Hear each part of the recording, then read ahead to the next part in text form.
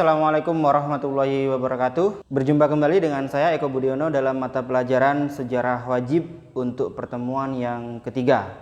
Pada pertemuan ketiga ini kita akan membahas hegemoni bangsa-bangsa Eropa di Nusantara. Dengan berakhirnya VOC di Nusantara, maka yang berkuasa di Indonesia itu adalah dikembalikan kepada atau diambil alih oleh pemerintah Belanda. Namun di Eropa terjadi perubahan kekuasaan. Berkuasanya Perancis atas Belanda, yaitu Napoleon Bonaparte mengutus adiknya yaitu Louis Napoleon untuk berkuasa di Belanda. Adapun daerah jajahannya di Hindia Timur juga terdampak oleh perubahan ini.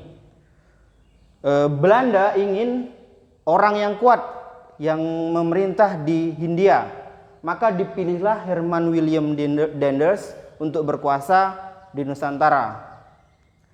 Daendels merupakan seorang militer yang kuat, yang lahir dari revolusi Prancis. Dia juga seorang republikan. Atas rekomendasi dari Napoleon, maka dikirimlah Daendels ke Nusantara. Tujuan Daendels ke Nusantara adalah mempertahankan Pulau Jawa dari serangan Inggris, yang mana hampir seluruh wilayah Nusantara itu akan jatuh ke tangan Inggris, kecuali Pulau Jawa.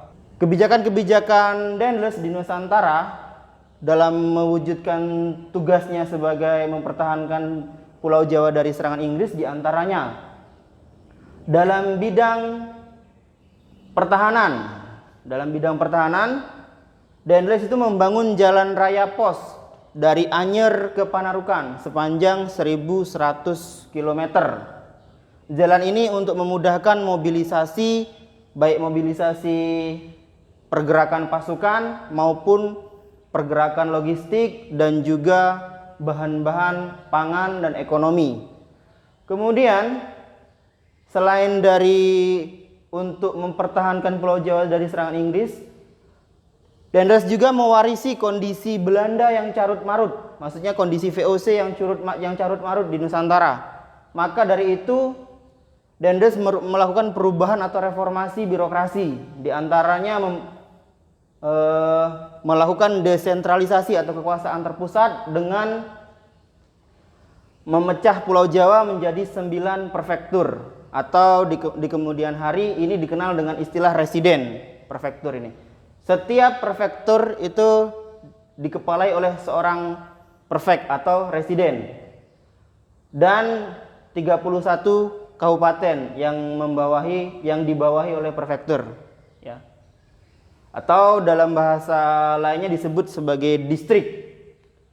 Ini sangat optimal karena pemerintah Belanda atau pemerintah Hindia Belanda itu menempatkan 9 wakilnya di seluruh Pulau Jawa.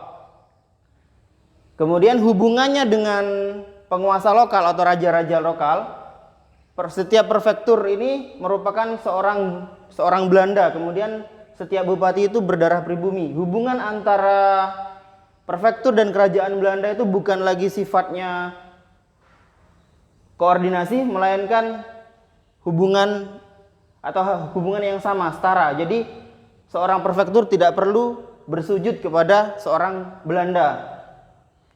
Dan wewenang raja-raja lokal ini dikurangi. Kemudian Daendels juga meletakkan dasar-dasar peradilan bagi orang-orang Eropa.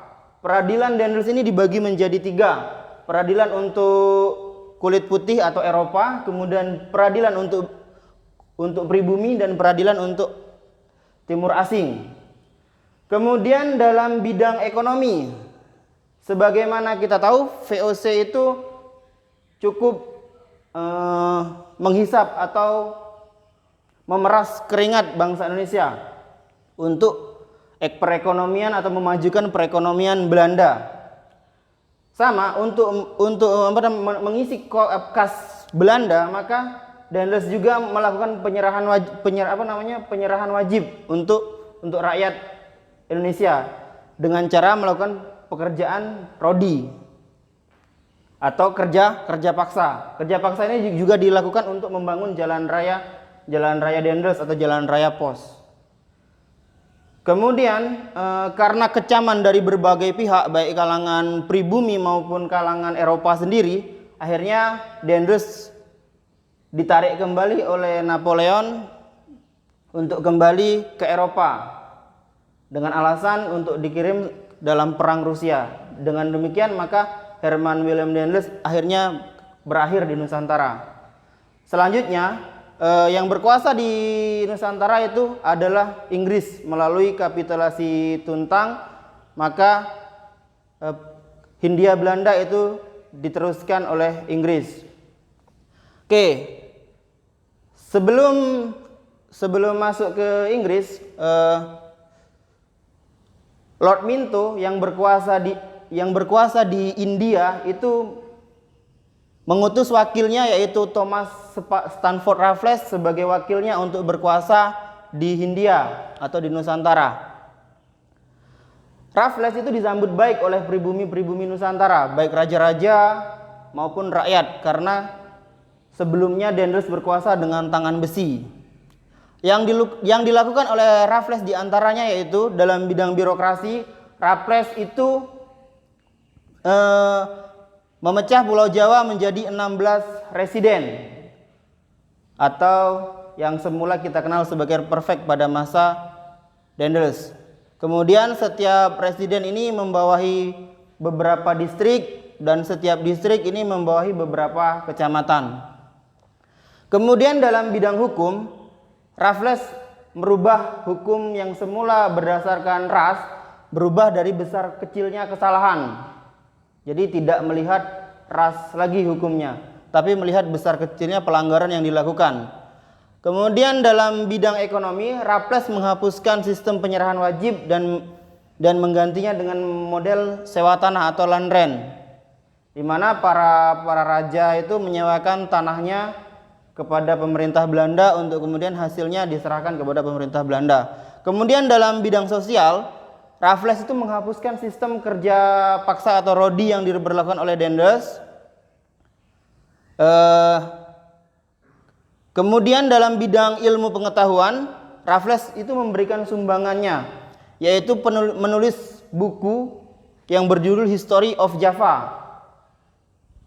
Ini merupakan karya Raffles selama memerintah di Hindia. Kemudian selain daripada itu ada sumbangan-sumbangan lain, diantaranya ditemukannya bunga Rafflesia arnoldi, kemudian membentuk kelompok kebudayaan dan lain sebagainya. Itulah sumbangan Raffles selama berkuasa di Indonesia. Kemudian melalui konvensi London, maka kekuasaan Raffles di Indonesia itu resmi berakhir. Kemudian dilanjutkan dikembalikan kepada Belanda.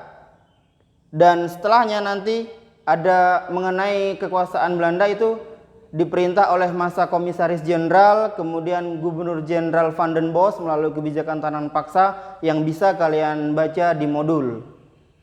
Mungkin cukup sampai di sini materi untuk pertemuan ini.